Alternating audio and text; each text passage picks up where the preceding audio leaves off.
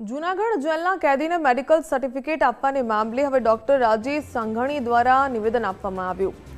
દર્દી જેલમાં હોવાથી રૂબરૂ તપાસ કરાઈ ન હતી। વકીલની વિનંતીથી હિસ્ટ્રી બેઝ સર્ટિફિકેટ આપ્યું હતું।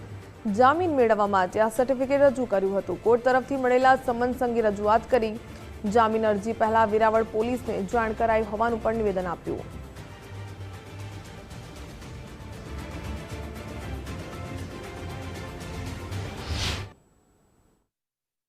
કિડની નબળી છે, બીપીની તકલીફ છે, આ બધી તકલીફો છે ને આટલા બધા વર્ષોથી એની રેગ્યુલર ફાઇલ એની છેલ્લા 8-10 વર્ષથી મારી પાસે ચાલુ છે।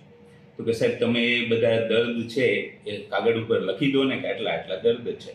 એટલે મેં એમને હિસ્ટ્રી બેઝ લખી દીધું, ફારૂકભાઈને આટલી તકલીફ છે અને એ સર્ટિફિકેટ કે હવે કે એમને છાતીમાં દુખતું હોય તો શું કરી શકે? હું તો આપણે એનો ઓપિનિયન લઈને એન્જિયોગ્રાફી કરવી જોઈએ। અગાઉથી પહેલેથી એન્જિયોગ્રાફી કરેલી છે એટલે ફરીથી જો ચેસ્ટ પેઇન થતું હોય તો ફરીથી એન્જિયોગ્રાફી કરવી જોઈએ।